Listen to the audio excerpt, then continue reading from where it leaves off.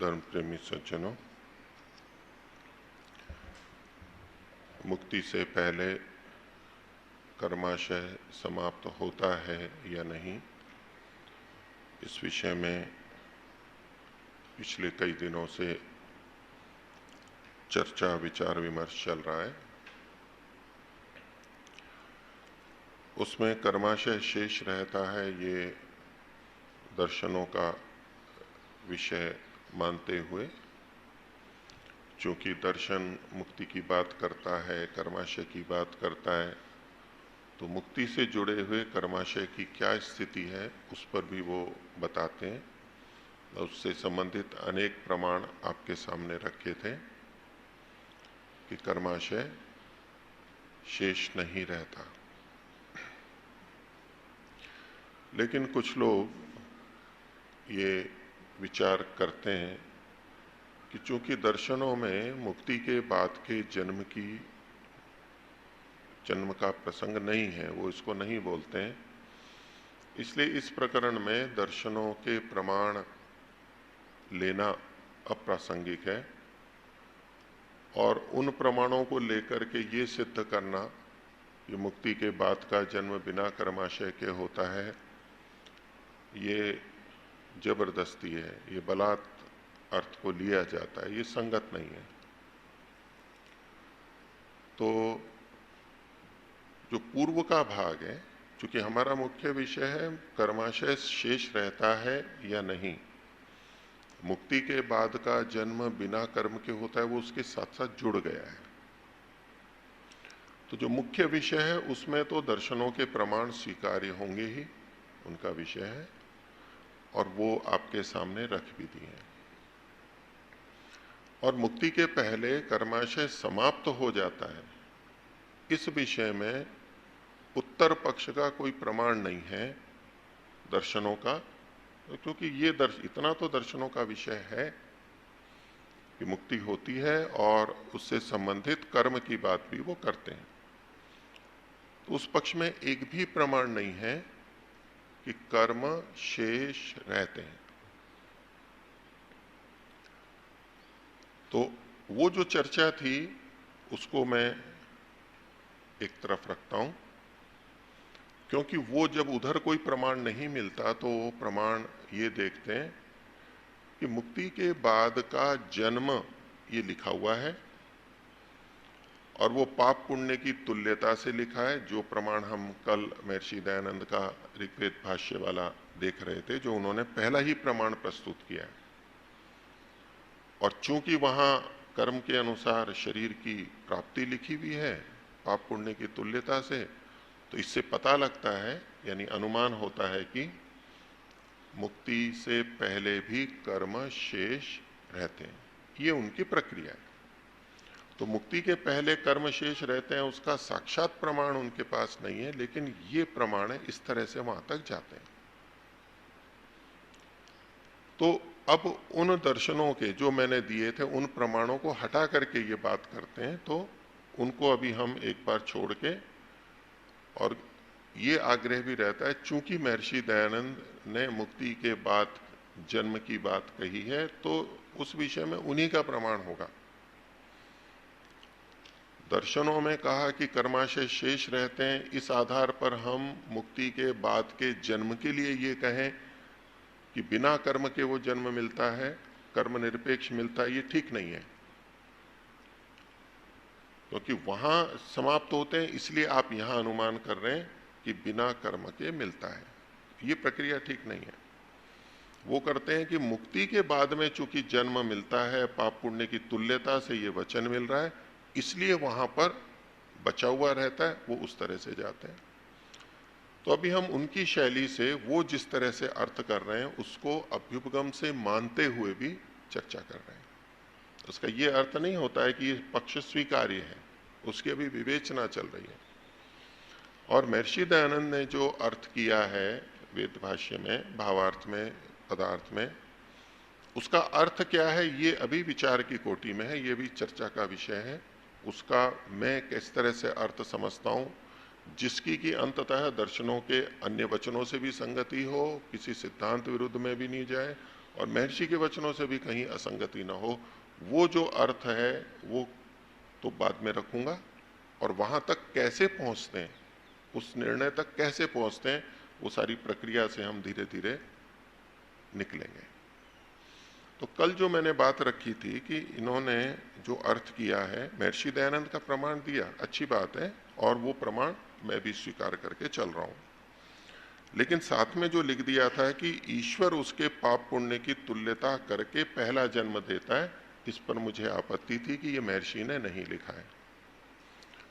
तो एक तो ये चर्चा की थी, उस पर एक पक्ष आया है, मैंने उसमें दो बातें कही थी कि ईश्वर कैसे करेगा। अब ईश्वर करता है ये स्वीकार्य नहीं है, लेकिन वो कह रहे हैं इसलिए विचार का विषय, ये अभ्युपगम से माना जाता है कि अगर ईश्वर करता भी है आपके पक्ष में तुल्यता, तो या तो पाप या पुण्य में से किसी को कम करेगा या किसी को अधिक करेगा, ये दो बातें बनती हैं। और इन दोनों में जब कम करेगा तो कृत की हानि का दोष आएगा, और यदि बढ़ाएगा तो अकृत के अभ्यागम का दोष आएगा, जो कि वो भी दोष स्वीकार करते हैं, और उससे ईश्वर अन्यायकारी सिद्ध होगा। तो इसलिए ये दो पक्ष बन नहीं सकते। इसमें एक तीसरा पक्ष और आया है कि परमात्मा एक और तरीका निकाल सकते हैं हम कि जहां ये कृत की हानि और अकृत का अभ्यागम दोष ना आए, लेकिन फिर भी पाप पुण्य की तुल्यता हो जाए। तो कैसे? कि मुक्तात्माओं के जितने कर्म शेष हैं, क्योंकि वो कर्म शेष मानते हैं, उस पक्ष में देखेंगे जो कर्म शेष हैं उनमें से परमात्मा पाप और पुण्यों को बराबर ले लेगा। वो जो कर्म बचे हुए हैं वो तो संचित हैं। अब जब मनुष्य जन्म मिलेगा तो प्रारब्ध कर्म कहते हैं उसको, संचित में से ही जो निर्धारित करता है परमात्मा मनुष्य या किसी भी जन्म के लिए, वो प्रारब्ध कर्म कहेंगे। तो मुक्तात्मा के जितने कर्म बचे हुए थे उनमें से, यानी पाप और पुण्य दोनों बचे हुए थे, ये मान करके कथन है उनका, तो उसमें से परमात्मा छांट लेगा और जितने कर्म लेगा वो बराबर होंगे, तो पाप पुण्य की तुल्यता हो गई। और जो संचित में कर्म बच गए, क्योंकि बचेंगे अवश्य, क्योंकि वहां तो तुल्यता नहीं थी, ये मान करके चल रहे हैं, परमात्मा ने तुल्यता की है, ईश्वर ने तुल्यता की है, तो जो बचे हुए हैं उनका फल परमात्मा आगे कभी दे देगा। तो पाप पुण्य की तुल्यता भी हो गई, और कोई कृत की हानि का भी दोष नहीं आया, और अकृत के अभ्यागम का भी दोष नहीं आया। तो जो दोष आप बता रहे थे वो तो हट गए, और परमात्मा ने तुल्यता कर दी और मनुष्य जन्म दे दिया। ठीक है, ये पक्ष भी बनता है ना विचार के लिए। मना क्यों कर रहे हो? ईश्वर कर सकता है ना। और जब कृत की हानि, इसमें कृत की हानि दोष नहीं आएगा ना, किए हुए की हानि कहां हुई है, वो कह रहे हैं ना उसका फल बाद में मिल जाएगा उसको, जो बचा हुआ है कर्माशय में, तुल्यता करके मनुष्य जन्म दे दिया। तो जो पिछला बचा हुआ है उसका फल बाद में मिल जाएगा, तो कृत की हानि नहीं हुई, और कोई नया कर्म भी जोड़ा नहीं, बढ़ाया नहीं, तो अकृत का अभ्यागम भी नहीं हुआ। जब ये दोष दो नहीं आए तो ईश्वर पर अन्यायकारिता का भी दोष नहीं आएगा। ये तीन ही तो दोष थे मुख्य उनके। क्योंकि अन्यायकारिता तो तब होगी जब कृत की हानि और अकृत का अभ्यागम होगा।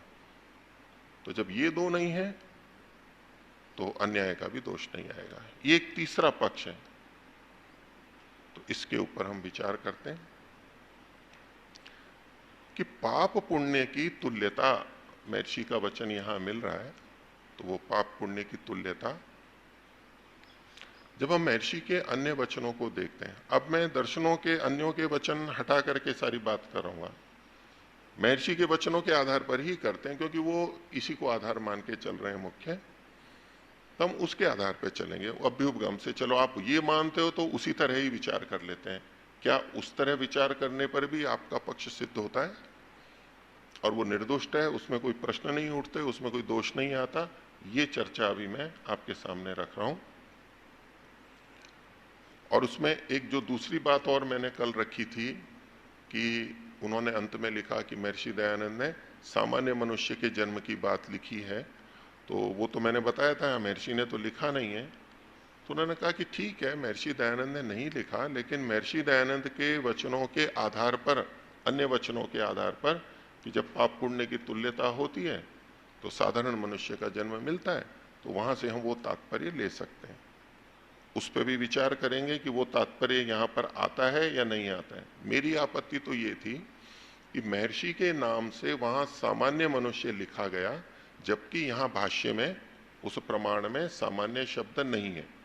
इतनी ही मेरी आपत्ति थी।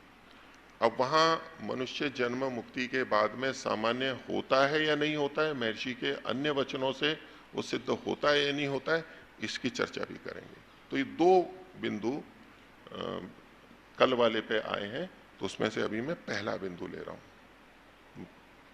तो पहला बिंदु ये रहा कि परमात्मा ने उस मुक्त आत्मा के संचित कर्माशय में से पाप और पुण्य समान मात्रा में लेकर के और मनुष्य जन्म दे दिया। जो बचे हुए हैं उसका फल बाद में मिल जाएगा। इस पक्ष में कोई भी दोष नहीं आएगा। ठीक है, और क्या दोष लाएंगे आप इसमें? तो शब्द प्रमाण तो यहां पूछ नहीं सकते सीधे सीधे, क्योंकि ऐसा लिखा हुआ तो है नहीं कहीं, और ऊहा की जा रही है। तो अनेक बार होता है, सीधा शब्द प्रमाण नहीं होता, तो तर्क और ऊहा से हम कुछ निष्कर्ष निकालते हैं, वो भी प्रक्रिया है। तो ये तर्क और ऊहा से चल रहा है, तो इसकी विवेचना भी तर्क और ऊहा से ही होगी। अब यहां पहला तो प्रश्न ये आएगा कि परमात्मा ऐसा क्यों कर रहा है? जब वो कर्मफल व्यवस्था के सामान्य नियम मान के चल रहे हैं, यहां भी सब सामान्य नियमों को घटा रहे हैं, अपवाद नहीं मान रहे हैं, तो परमात्मा जैसे जिसके कर्म है उसके अनुसार फल देता है। हाँ, संचित कर्माशय बहुत है, लेकिन जो पाप और पुण्य की तुल्यता है वो परमात्मा स्वयं बनाता है या तुल्यता हो जाती है, ये विचारने की बात है। ये जो पक्ष है कि ईश्वर ने पाप पुण्य की तुल्यता की, अब महर्षि के वचनों को हम देखेंगे, क्योंकि उसी को प्रमाण मान के चल रहे हैं कि क्या महर्षि ने कहीं ऐसा लिखा है। यहां तो लिखा ही नहीं है, क्या कहीं और लिखा है?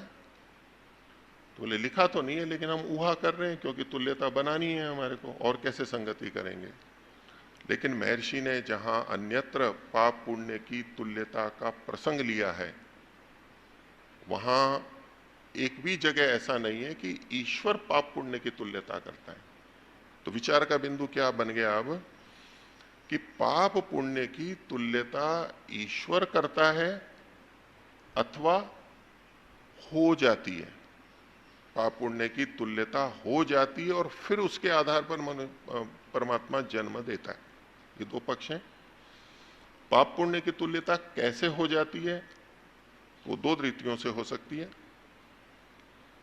ये जिस तरह से सोचते हैं महर्षि के वचनों से कि या तो हम जो कर्म कर रहे हैं, तो कर्म करते करते करते एक स्थिति ऐसी आए कि हमारे मृत्यु के समय पाप और पुण्य तुल्य हों। पिछले जो बचे हुए हैं वो और इस जन्म के सब मिला के इकट्ठे होते हैं अंतिम समय में, और वहां उसमें पाप पुण्य की तुल्यता हो। तो ये किस पर निर्भर कर रही है? हम जीवों के कर्मों पर निर्भर कर रही है। ये पाप पुण्य की तुल्यता ऐसे बनेगी। दूसरा कि मनुष्य जन्म में जब हमारे कर्म में पुण्य अधिक होता है तो भी मनुष्य जन्म मिलता है, और उसमें देव का जन्म मिलता है, जैसा महर्षि दयानंद लिखते ही हैं। सत्यार्थ प्रकाश नवे समोल्लास में ये एकदम स्पष्ट है, ऋग्वेदादि भाष्य भूमिका में भी है और पुनः प्रवचन में भी मिलता है, और भी कहीं हो सकता है। सत्यार्थ प्रकाश वाला प्रकरण तो प्राय परिचित है ही सबका। तो पाप और पुण्य की तुल्यता कैसे बनेगी? मनुष्य जन्म में किसी के पुण्य अधिक हो गए हैं तो मनुष्य जन्म में आ गया और देव जन्म मिला, और जिसके पाप अधिक थे वो मनुष्येतर शरीरों में गया, और वहां उन जन्मों में जितना जितना भोग होता गया उतना उतना पाप कर्माशय कम होते होते अब पाप पुण्य की तुल्यता हो गई तो मनुष्य जन्म फिर दे दिया। ये जो पूरी प्रक्रिया महर्षि ने वहां पर बताई है, वहां किस तरह से बताई है? परमात्मा तुल्य कर देता है, यानी कर्माशय भले ही कम और अधिक हो, परमात्मा उसमें से प्रारब्ध कर्म को बराबर बना करके मनुष्य जन्म दे देता है, ये प्रसंग है। अथवा उस व्यक्ति के कर्म के अनुसार और भोग के अनुसार यदि वो बराबर होते हैं तो मनुष्य जन्म मिलता है। तो उसमें एकदम से स्पष्ट है कि परमात्मा ऐसे एक नहीं करता, या तो हमारे कर्म करने से तुल्य होंगे अथवा हमारे भोग से तुल्य होंगे वो। दूसरी बात कि इनका जो भेद किया जाता है, एक संचित कर्म है और एक प्रारब्ध कर्म। जब हम विषय को सोचना होता है तो जो हमारे आधार हैं, जो वर्णन है, उसके आधार पर स्पष्ट सोचना होता है। यहां जो ये पक्ष लिया गया कि ईश्वर ने उसके पाप और पुण्य को तुल्य कर दिया, तो ये जो पाप और पुण्य तुल्य किया है ये कौन सा कहलाएगा? संचित है कहलाएगा या प्रारब्ध कहलाएगा? विचारिए। संचित का मतलब आप जानते हैं, प्रारब्ध का क्या मतलब है? कि संचित में से कुछ कर्म उस विशेष जन्म के लिए, जो अगला जन्म है उसके लिए जो परमात्मा निर्धारित करता है, और जो अब फल देना प्रारंभ करने वाले हैं या कर दिया है, उसको प्रारब्ध कर्म कहते हैं। तो ये जो एक परिकल्पना आई है कि ईश्वर ने कर्मों को समान करके और मनुष्य जन्म दे दिया होगा, तो ये कौन से कर्म की आपको प्रतीत होती है? हम, इन्होंने कुछ नहीं कहा, लेकिन हम कह सकते हैं ना, ये संचित है या प्रारब्ध है? कुछ संचित कह रहे हैं, कुछ प्रारब्ध कहते हैं। समझिए इस बात को। उनका क्या कहना है कि जितने कर्म बचे हुए थे उस जीवन मुक्त योगी के, जीवन मुक्त आत्मा के, मुक्ति में गई हुई आत्मा के, उसमें से परमात्मा ने पाप और पुण्य निकाल के समान करके और मनुष्य जन्म दिया। तो वो जो बचे हुए थे कम या अधिक, वो तो था संचित, ठीक है, जो कि मुक्ति से पहले का था। मुक्ति में तो कुछ घटाबड़ी नहीं होगी उस सकाम कर्मों के कर्माशय में, तो वो तो उस संचित में से निकाल के अब ये मनुष्य जन्म के लिए जो पाप पुण्य की तुल्यता करके दिया, ये कर्माशय कौन सा कहलाएगा? ये कौन से कर्म कहलाएंगे? प्रारब्ध कर्म कहलाएंगे। ठीक है, ये एकदम स्पष्ट है ना, इसमें कोई संदेह नहीं है। वो भी उत्तर दे सकते हैं जिन्होंने ये बात उठाई है, तो वो भी बता सकते हैं, यही उत्तर आएगा कि ये प्रारब्ध कर्म की बात है। और जो महर्षि ने सब जगह लिखा है पाप पुण्य की तुल्यता से मनुष्य जन्म होता है, वो कौन से कर्म की बात है? वो प्रारब्ध की बात है या संचित की है? वो प्रारब्ध की है या संचित की है? संचित की है। अब उसकी तुलना यहां से करें कि महर्षि ने वहां लिखा है कि वहां पाप पुण्य की तुल्यता से मनुष्य जन्म होता है, तो हम यहां कर दें, तो इसका उत्तर देना होगा। पहली बात तो परमात्मा ऐसा क्यों कर रहा है? जैसे वहां उसका सामान्य नियम था कि संचित में यदि पाप पुण्य तुल्य होते हैं या तो पुण्य अधिक होते हैं तो मनुष्य जन्म मिल जाता है। अब ये तो महर्षि के वचन के अनुसार मानते हैं पाप पुण्य की तुल्यता, पुण्य की अधिकता नहीं मानते हैं। ये ध्यान देना, अगर पुण्य की अधिकता होगी तो उनके अनुसार महर्षि का वचन खंडित हो जाएगा।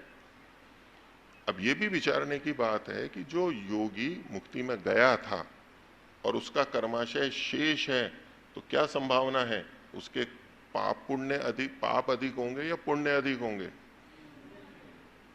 चलो एक संभावना की बराबर हो कहीं, लेकिन क्या संभावना है, पाप पुण्य की तुल्यता के बाद तो मनुष्य जन्म मिला।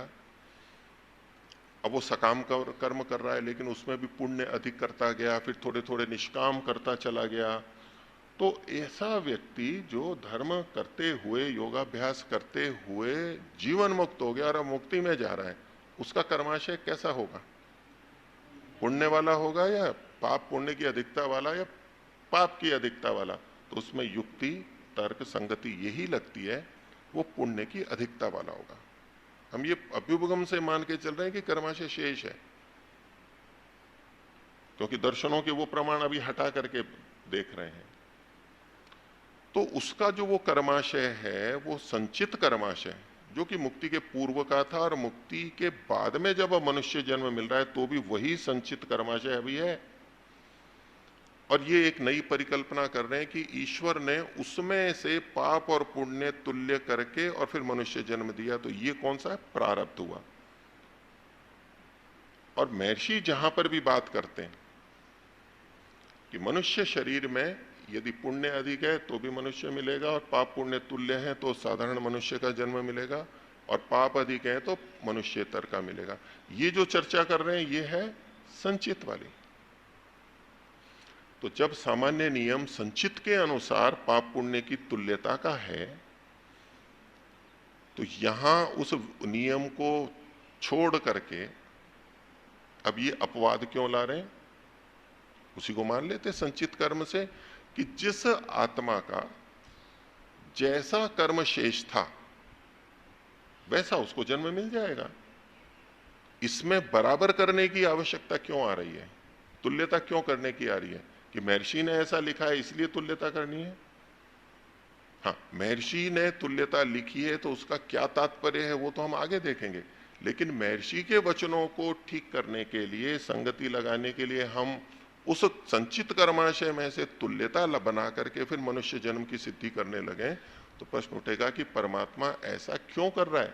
क्या प्रयोजन है? जब उसका ये नियम है कि यदि किसी आत्मा के पुण्य कर्म अधिक हैं तो उसको कौन सा जन्म मिलेगा? देव मनुष्य, देव जन्म मिलेगा। और अब परमात्मा ने उस संचित में से इनके पाप पुण्य बराबर करके जन्म दे दिया है, तो अब उसको कौन सा जन्म मिलेगा? सामान्य मनुष्य का जन्म मिलेगा। तो जो व्यक्ति, जो आत्मा देव मनुष्य का अधिकारी था और पाप पुण्य तुल्य करके जिसको सामान्य मनुष्य का जन्म दिया जा रहा है, तो ये न्याय होगा या अन्याय होगा? या न्याय होगा। तो कृत की हानि न होते हुए भी, अकृत का अभ्यागम न होते हुए भी ईश्वर पर अन्याय का दोष आ रहा है। इसमें ये पक्ष स्वीकार नहीं किया जा सकता। पहली बात तो महर्षि का जो वर्णन है वो इस तरह से बराबर करने का नहीं है। आपकी मान भी लें कि ईश्वर ने किया है, तो अन्यायकारिता वाले दोष से इस पक्ष में भी छूट नहीं सकते, वो दोष तो आएगा। इसलिए ये परिकल्पना चल नहीं सकेगी, इसको हमें छोड़ना पड़ेगा। तो पहली बात तो ईश्वर ने किया, इसका कोई प्रमाण नहीं है, और मान भी लिया ईश्वर ने किया और ऐसे किया तो भी ठीक नहीं है। अच्छा, कल्पना करें वो कहें कि नहीं जी, हम तो मान सकते हैं भाई किसी के पाप भी अधिक हो सकते हैं मुक्तात्मा के, जो मुक्ति में गई है वैसे तो पुण्य ही अधिक होंगे, लेकिन कोई कहे नहीं हो सकता है जी, सभी हो सकता है, चलो कोई प्रमाण नहीं है, चलो मान लिया, तो ऐसे की भी तुलना कर लीजिए। अब उसके पाप कर्माशय अधिक है, मुक्ति में चला गया, लेकिन अब जब उसको जन्म मिलेगा तो उस संचित कर्माशय में से इनके अनुसार परमात्मा फिर समान करेगा। अब समान करेगा तो वैसे कर्माशय के अनुसार फल मिलना था, तो क्या होना चाहिए था? इतर योनियों में जाना चाहिए था। अब उस परमात्मा ने उसके पाप पुण्य बराबर कर दिए और उसको मनुष्य जन्म दे रहा है, तो वो अपना सामान्य नियम क्यों तोड़ दिया कि जिसके पाप अधिक होते हैं तो उसको इतर योनियों में भेजें? तो चूंकि महर्षि ने यहां लिखा है पाप पुण्य की तुल्यता से मनुष्य जन्म देता है, तो वो पाप की अधिकता तो बता नहीं सकते, और अगर पाप होते हुए भी मनुष्य जन्म दे रहा है तो भी ये भी अन्याय होगा परमात्मा का कि जिसके पुण्य अधिक हैं उसको भी मनुष्य दे रहे हैं और जिसके पाप अधिक हैं उसको भी मनुष्य जन्म दे रहे हैं। एक ही परिस्थिति में जो कि मुक्ति से लौट के आ रही हैं, वहां भी ये भेद कर रहे हैं। और जिसके पाप पुण्य तुल्य हैं उसको भी तुल्य ही दे रहे हैं।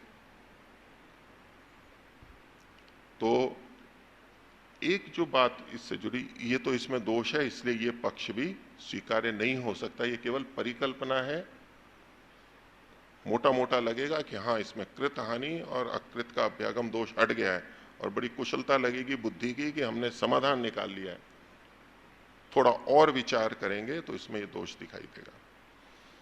अब वो मनुष्य जन्म की, सामान्य मनुष्य के जन्म की भी बात करता हूं मैं आपके सामने, कि यहां तो महर्षि ने लिखा नहीं है सामान्य मनुष्य का, लेकिन फिर भी पाप पुण्य की तुल्यता से जो सामान्य मनुष्य का जन्म होता है वो माने भी, जोड़ लें।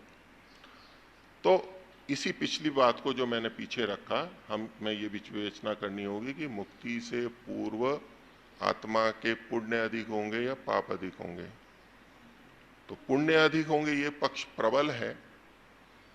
तो फिर सामान्य मनुष्य का जन्म, ये कथन नहीं बनता है। ये कथन नहीं बनेगा।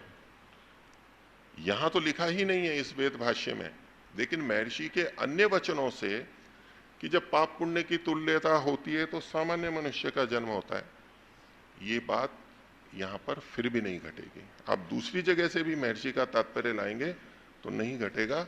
उसको देव का जन्म मिलना चाहिए। अब ये जो पाप पुण्य की तुल्यता है, ये ईश्वर वाली जो अभी पक्ष चल रहा था कि परमात्मा ने तुल्यता कर दी, इसमें फिर दो बातें हैं। एक तो ये कि जितनी भी आत्माएं मुक्ति से लौटी हैं उन सब के समान रूप से तुल्य हैं। समान रूप से तुल्य मतलब कि मान लो 25 पुण्य और 25 पाप, या मात्रा की दृष्टि से देख लीजिए कि 1 किलो पुण्य और 1 किलो पाप, या तो जो भी आप देख लीजिए, संख्या में भेद हो सकता है, तुल्यता से वो दिए गए।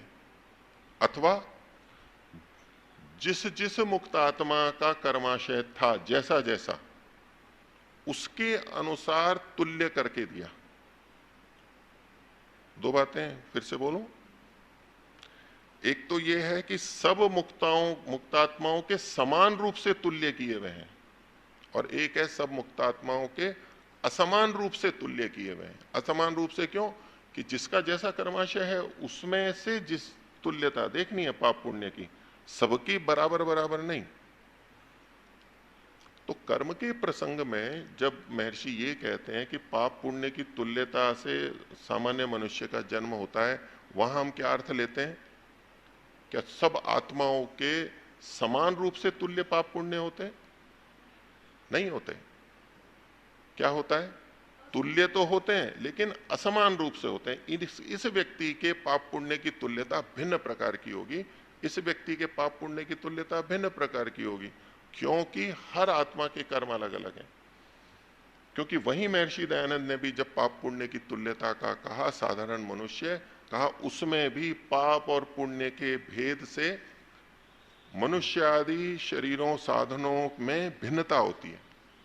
जहां महर्षि पाप पुण्य की तुल्यता की बात करते हैं तो वहां कहते हैं इसमें भी पाप पुण्य के उत्तम, मध्यम और निकृष्ट होने से, जिन जिन के भी पाप पुण्य तुल्य हैं उसमें भी पुण्य और पाप के उत्तम, मध्यम, निकृष्ट होने से मनुष्य आदि में भी, मनुष्य और आदि लगाए तो पशु आदि में भी उत्तम, मध्य, निकृष्ट शरीर आदि सामग्री वाली होते हैं। तो इससे हमें क्या पता लगता है? ये जो पाप पुण्य की तुल्यता है उसका ये अर्थ नहीं है कि सब आत्माओं के समान रूप से तुल्य होते हैं। सब आत्माओं के वहां असमान रूप से तुल्य होते हैं। इसका अभिप्राय है कि जिस जिसका जैसा संचित कर्माशय है उसके अनुसार समान होते हैं, एकदम समान नहीं होते। तो प्रश्न फिर भी वहां पर यह भी रहेगा कि परमात्मा यहां ऐसी तुल्यता क्यों बना रहा है? क्यों नहीं अपने सामान्य नियम के अनुसार उन आत्माओं को जैसा उसका कर्म हो, कर्माशय हो, जैसे अभी करता है वैसे वहां भी कर दे, जब संचित कर्माशय में से ही करना है।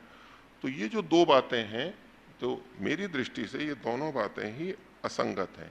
इसमें ईश्वर पर अन्यायकारिता का दोष आएगा। हमें महर्षि के वचनों का वो अर्थ देखना है जिसमें ईश्वर पर भी अन्यायकारिता का दोष नहीं आएगा। तो जो दो बातें आई थी उनको मैंने अपनी तरफ से समाधान का प्रयास किया है। यदि इस पर भी फिर प्रश्न आते हैं तो फिर और समाधान करेंगे।